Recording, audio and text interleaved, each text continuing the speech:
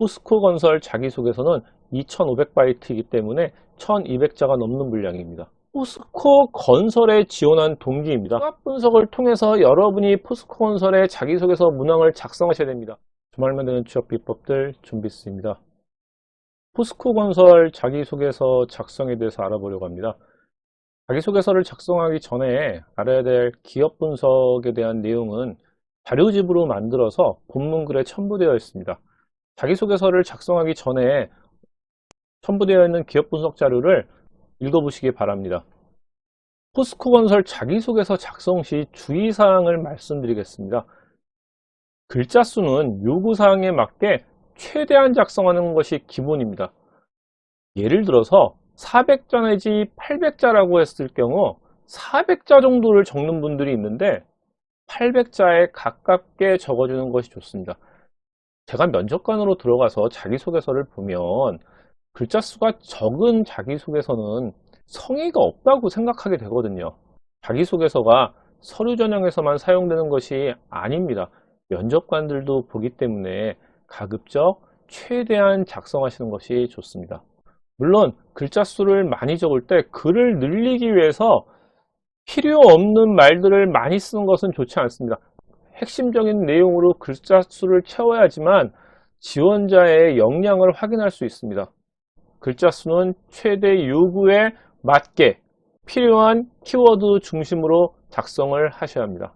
이것이 자소서 작성의 첫 번째 주의사항입니다. 포스코건설 자기소개서는 2500바이트이기 때문에 1200자가 넘는 분량입니다. 이렇게 분량이 많은 자기소개서는 하나의 에피소드로 작성하기가 어렵습니다. 2개 정도의 에피소드로 작성하시면 지원자의 역량을 파악하는 데 더 도움이 됩니다. 글을 아주 잘 쓰는 경우라면 하나의 에피소드로 완성할 수 있겠지만 대부분 2개 정도의 에피소드로 작성하는 것이 좋습니다. 각각의 에피소드 구분은 소제목을 사용하시면 됩니다. 마지막으로 자기소개서를 작성하는 방법이 있습니다. 우측 상단의 동영상을 참조해 주시면 되는데요. 저는 자기소개서 작성법을 두문행 결점이라고 합니다. 2갈식으로 시작하고 문제를 쓰고 행동을 쓰고 결론과 그리고 배운 점 이렇게 5가지 두문행 결점 방식으로 자소서를 쓰신다면 읽는 사람이 쉽게 읽고 기억에 남는 자소서를 만드실 수 있습니다. 그럼 이제부터 포스코건설의 자기소개서는 어떻게 구성이 되어 있는지 살펴보겠습니다. 제가 이 동영상 마지막 부분에 포스코건설의 수학 분석을 해드릴 텐데요. 설명드리는 자기소개서 각 문항이 요구하는 점을 파악하신 후 수학 분석을 활용하여 자소서를 작성해 보시기 바랍니다. 그리고 첨부한 기업 분석 자료도 읽어보시기 바랍니다. 1번 문항은 건설업에 관심을 가지게 된 계기와 포스코 건설에 지원한 동기를 기술하는 부분입니다. 포스코 건설에 지원한 동기입니다. 즉 포스코 건설의 강점을 물어보는 거죠. 포스코 건설은 무기업인 포스코 관련 수주를 통해서 제철, 발전 플랜트, 토목 분야의 철도 등의 역량을 쌓은 기업입니다. 그리고 포스코 건설은 남미 시장을 적극적으로 개척한 기업입니다. 우리나라의 많은 기업들이 중동과 동남아시아 쪽으로 진출을 했지만 포스코 건설과 몇몇 기업들은 남미와 아프리카 시장을 주도적으로 개척했습니다. 이러한 포스코 건설의 강점을 바탕으로 여러분의 지원 동기를 기술하면 됩니다. 2번째 문항은 인생의 궁극적인 목표 또는 앞으로의 계획을 구체적으로 기술하는 문제입니다. 입사 후 포부와 관련된 질문입니다. 이 질문에서 주의할 점은 인생의 궁극적인 목표라는 말 때문에 개인적인 목표 또는 취미를 적는 분들이 있습니다. 절대로 기재하면 안 되는 내용이 예를 들어서 20년 후에는 CEO가 되겠다. 이런 내용은 입사 후 포부처럼 보일 수 있지만 회사에서 원하는 포부는 아닙니다. 회사에서 원하는 포부는 직무 역량을 어떻게 성장시키겠다는 이야기입니다. 채용에서 가장 중요한 사항은 지원자의 직무 역량입니다. 우리 회사에 들어와서 얼마나 일을 잘 할 수 있을까를 뽑는 거죠.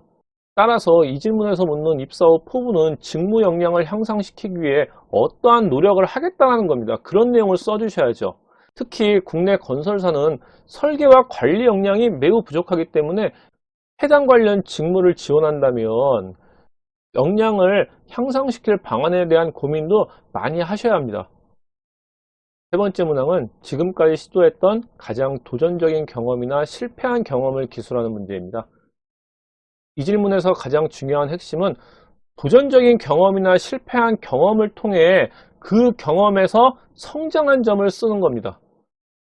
도전적인 경험이나 실패한 경험에서 어떤 결과가 나왔으며 그 과정에서 무엇을 배우고 어떻게 성장했는지를 묻는 이유는 어떤 도전을 할 수 있는 사람인지, 그리고 그 도전이 실패해도 그 실패를 통해서 무엇을 배울 수 있는 사람인지를 알고 싶어서 물어보는 질문입니다. 따라서 이 질문은 직무 관련된 내용으로 작성하지 않아도 됩니다. 어학이나 자격증 등의 에피소드를 적지 말라고 하는 분들도 있는데, 저는 그 과정에서 배우고 어떤 성장한 내용이 있다면 당연히 적어도 된다고 생각합니다. 이 문항을 적으실 때는 포스코 전체의 행동 강령도 알아두시면 좋습니다. 포스코의 행동 강령은 실질, 실행, 실리입니다. 행동 강령을 바탕으로 형식을 넘어서 행동한 결과 어떤 성과가 있었는지로 작성하면 아마 더 좋은 평가를 받으실 겁니다. 네 번째 문항은 본인이 속한 사회 공동체의 이익과 발전을 위해 실천했던 사항, 포스코건설이 기업시민이라는 이념을 실천하기 위한 아이디어를 기술하는 문제입니다. 기업시민이란 포스코의 경영 이념입니다. 더불어 함께 발전하는 기업시민이라는 포스코의 경영 이념에 대한 질문인 거죠. 포스코가 스스로가 사회 구성원이 일원이 되어 이해관계자와 함께 발전, 배려, 공존, 공생하는 그런 기업이 되고자 하는 것을 여러분에게 물어보는 겁니다. 여러분의 아이디어로 작성하는 문항이죠. 이 문항을 쓸 때 한 가지 더 고려하실 부분은 포스코 관련 계열사의 특징은 공기업은 아니지만 정부의 영향력이 매우 강한 성격의 기업이라는 점입니다. 포항제철이 정부가 만든 회사이기 때문에 현재 완전한 민영화는 되어 있지만 정부가 대주주이기 때문에 정부의 영향력 아래에 있는 거죠. 사회적 가치에 대해 다른 일반 기업들에 비해 더 강조하는 이유라고 할 수 있습니다. 이런 점을 참고하여 작성하시기 바랍니다. 이제 포스코건설이 어떤 강점과 약점이 있는지 수합 분석을 한번 해보겠습니다. 포스코건설의 강점은 제철 플랜트의 강자입니다. 앞에서 말씀드린 것처럼 포스코건설의 모기업인 포스코가 제철 산업이 주력 분야이기 때문에 포스코로부터 많은 수주를 통해서 제철 플랜트의 역량을 쌓은 거죠. 발전과 토목 쪽의 역량도 마찬가지로 축적되어 있는 것이 강점입니다. 포스코건설은 송도 국제 신도시의 개발 노하우가 있습니다. 현재 많은 자치단체들이 민간 복합개발 사업에 대한 이 준비를 하고 있습니다. 포스코건설의 이런 국제 신도시 건설 노하우는 앞으로 민간 복합개발 사업이 본격화되면 상당히 큰 강점으로 자리 잡을 것입니다. 마지막 강점은 자유롭고 안정적인 기업 문화입니다. 분기업 문화가 남아있기 때문에 다른 건설사에 비해서 포스코건설은 재직 연도가 상당히 긴 기업입니다. 이렇게 자유롭고 안정적인 기업 문화라는 점은 상당히 큰 장점이라고 할 수 있죠. 포스코건설의 현재의 약점은 포스코의 투자 하락에 따른 이 모기업 관련 수주가 감소하고 있다는 점입니다. 세계 제철 시장이 경쟁이 과해지면서 포스코의 수익률이 떨어지면서 투자가 줄어들었습니다. 이런 투자가 줄어들면서 포스코건설이 포스코로부터 수주하는 이 물량이 많이 감소한 상황입니다. 해외 도급공사 및 플랜트 관련 수주가 줄어들고 있습니다.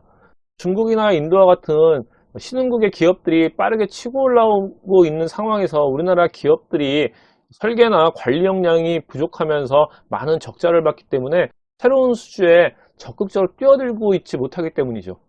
국내 주택건설에 있어서는 낮은 브랜드 인지도입니다. 우리가 샵이라는 브랜드를 알고 있지만 다른 건설사에 비해서는 브랜드 인지도가 높지 않기 때문에 이런 부분도 약점으로 작용할 수 있습니다. 마지막 약점은 포스코건설이 지속적인 안전사고가 지금 발생하고 있다는 점입니다.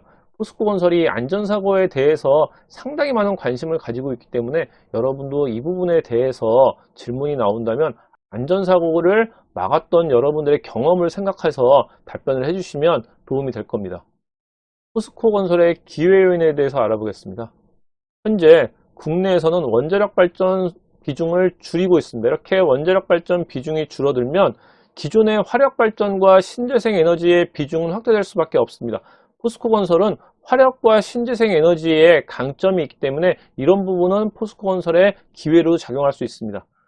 그리고 국내 경기가 침체됨에 따라서 현 정부도 SOC 사업을 재개할 가능성이 매우 높아지고 있습니다. 이렇게 SOC 사업이 재개가 된다면 다양한 개발 사업을 현재 추진하고 있는 포스코건설에는 매우 유리하게 작용하겠죠. 마지막으로 해외 개발도상국의 철도 프로젝트가 확대되고 있습니다. 남미와 아프리카 이런 지역에서의 철도 프로젝트들이 늘어난다면 포스코건설에 도움이 될 겁니다. 그리고 남북협력이 가시화되면 철도를 통한 물류가 늘어날 겁니다.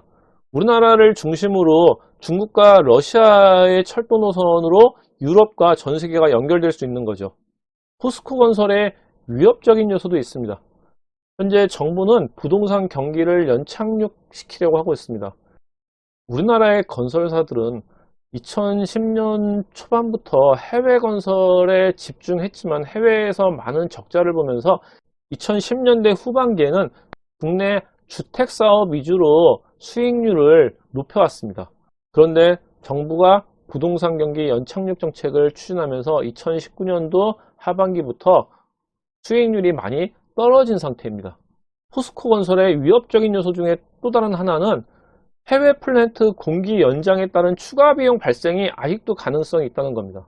과거에 수주한 해외 프로젝트에 대한 이 설계와 관리 역량이 부족한 상황이었기 때문에 계속해서 공기가 연장됨에 따라 페널티가 발생하고 있는 거죠. 다른 위험 요소는 현재 코로나19로 인해서 세계 경제가 많이 위축되어 있습니다.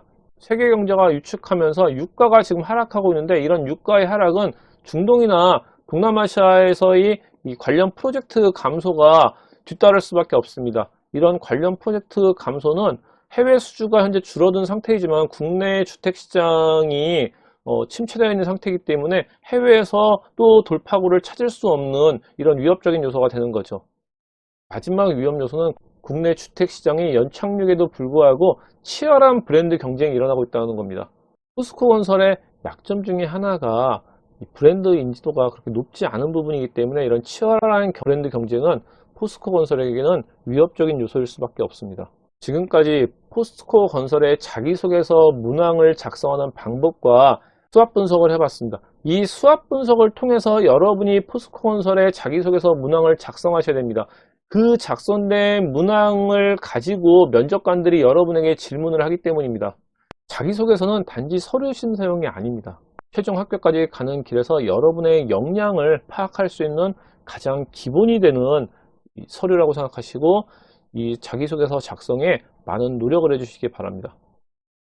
지금까지 주말면 되는 취업 비법들 준비스였습니다. 감사합니다.